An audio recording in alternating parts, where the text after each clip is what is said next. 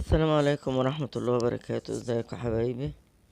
وحشتوني جدا جدا، وبشكر كل متابعيني وكل اللي عمل لي كومنتات في الفيديوهات اللي فاتت.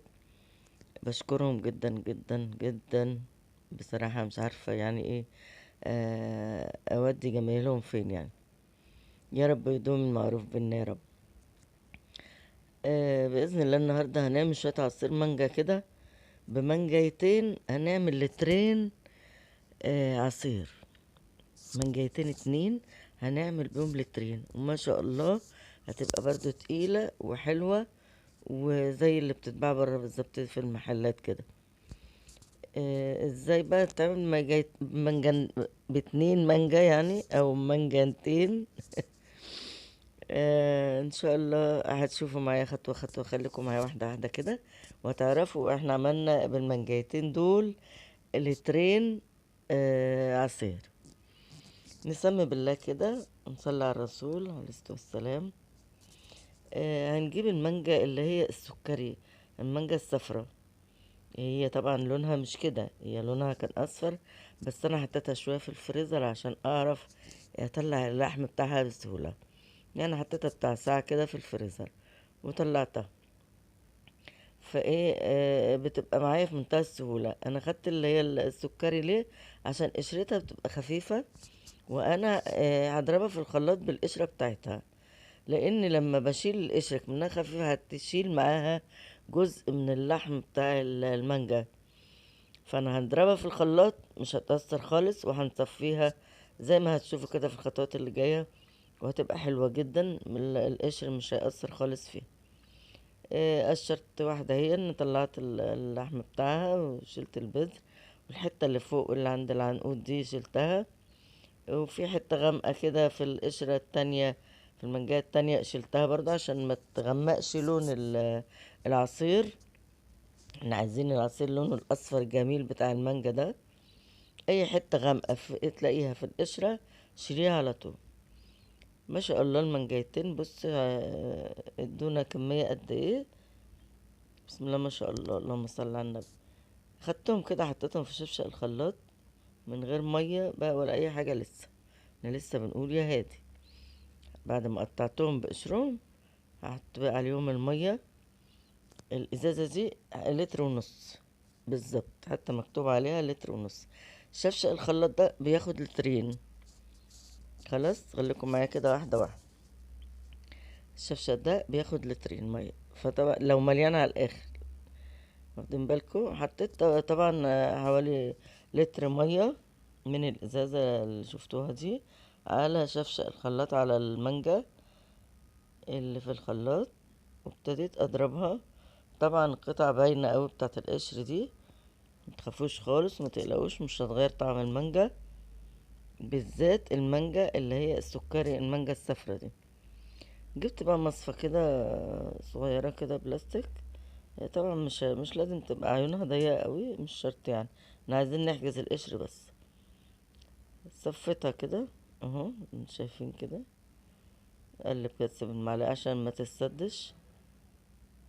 وهتحجز برضو الايه التفل او القشر اللي ايه اللي اتطحن مع اللي اتضرب في الخلاط مع المانجا. اه بصي طلعت ازاي القشر، طلع ازاي، طلع قشر بس، غير ما كنا هنقشرها من البداية القشرة هتاخد مانجا معاها يعني، فخسارة يعني. خلاص صفيت بقية الكمية كلها وبصفيها اهو اهو. وبرضه هتطلع شوية قشر، بس طبعا قشر ايه حبة صغيرين جدا يعني، حاجة لا تحصى. يعني شايفين قد ايه مش جايبين ربع المعلقة حتى. خلاص كده صفينا المانجا بتاعتنا كلها من القشر خلاص، وطمنا ان هي مانجا صافية كويس. الخطوة اللي جاية بقى مهمة جدا جدا جدا.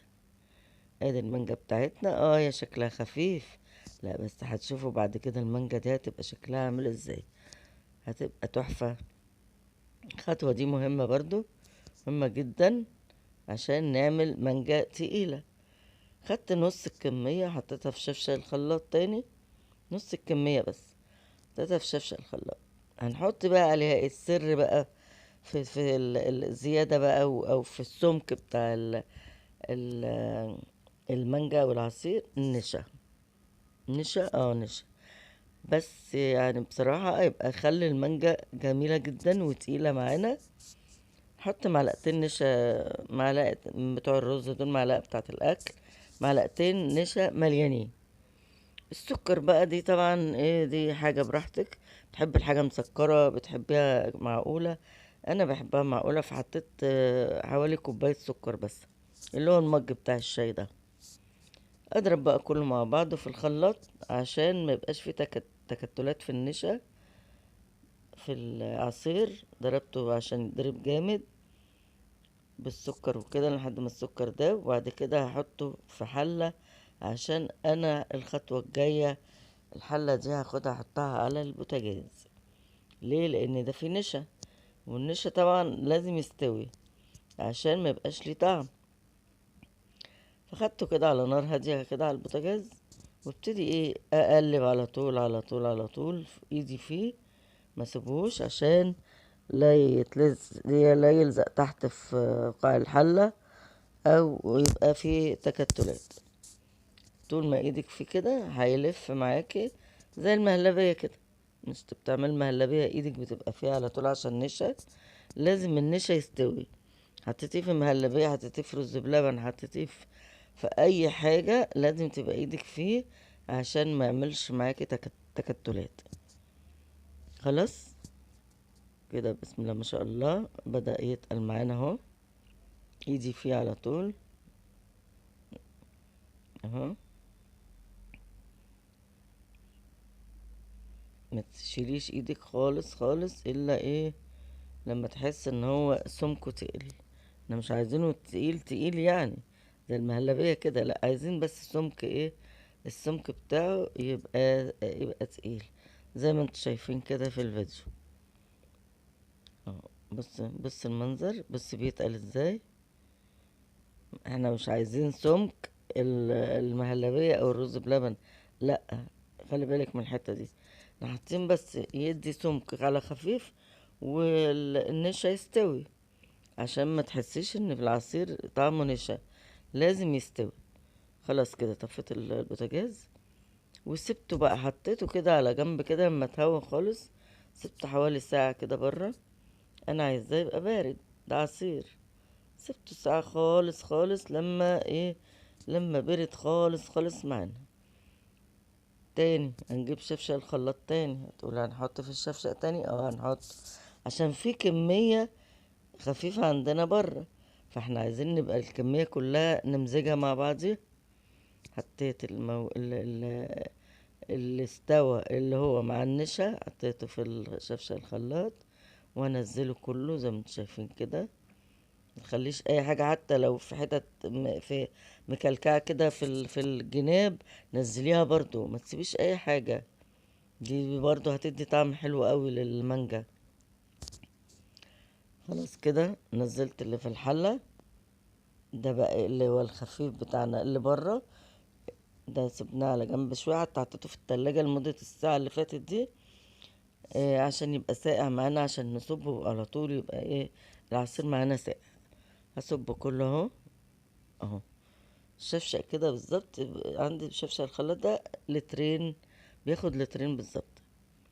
هجيب بقى الخلاط كده واحط الشفشق عليه، واضربه ضربة كده حلوة كده مبرحة، عشان يختلط كله مع بعض. اللي هو المستوي بالنشا، واللي ما استواش خالص اللي هو العصير العادي خالص الخفيف اللي كان عندنا. ده هيتمزج مع ده، وهيدينا عصير جميل كده زي ما انتم شايفين. حطيت، بص صبيته كده في الكوبايات، بص تقيل ازاي ما شاء الله. بص، والباقي هصبه في الازازة اللي هي لتر ونص اهو. قدامكم كل حاجة قدامكم اهي. ازازة دي لتر ونص زي ما قلت لكم قبل كده، وادي كوبايتين نص لتر واكتر كمان. يعني الكوبايتين دول نص لتر، هما مش كوبايتين مية من الكوبايات الكبيرة قوي، لا هي كوبايات وسط. يعني مثلا تاخد بتاع نص لتر. يبقى احنا عندنا ايه، النتيجة طلعت عندنا لترين عصير صافي مانجا بدون اي حاجة غير هي معلقتين النشا اللي حطيناهم عشان يدي سمك شوية لايه للعصير. بسم الله ما شاء الله، اللهم صل على النبي. نسمي بالله كده ونوريكم المنظر الجميل بقى بتاع العصير. شفتوا بقى السر بقى العصير بتاع المحلات بيبقى تقيل ازاي؟ ده سر بقى المحلات. بيجيب لك كوبايه العصير قد دي مثلا، يقول لك مثلا بالشيء الفلاني بمبلغ وقدره، وهي طبعا مش واخده مانجا كتير ولا اي حاجه. طبعا هما لازم يكسبوا، دي ارزاق بتاعت ربنا، وربنا اللي بيوزع الارزاق. كده بص المنظر، بص الجمال، بص التقل في الكوبايه قد ايه، بص التقل المانجا ما شاء الله. عايزه تحطي بقى الازازه دي في اكياس وتحطيها في الفريزر، عايزه تعملي كميه اكبر وتحطي في اكياس تحطي في الفريزر لاي ظروف، لاي ضيف يجيلك فجاه يبقى عندك عصير جاهز. عايزه تخزنيها خزنيها بنفس الطريقه. ما شاء الله الله اكبر. واعمليها بألف هنا وشفا على قلبك انت وولادك واي ضيوف يجولك. واللي مشتركش فيها بقى في القناه يشترك ويدوس على الجرس على كلمه الكل. وعايزين بقى لايكات عشان الفيديو يوصل لأكتر ناس، يعني أكتر عدد يتفرجوا عليه، وكومنتات بتاعكم جميلة. والسلام عليكم ورحمة الله وبركاته.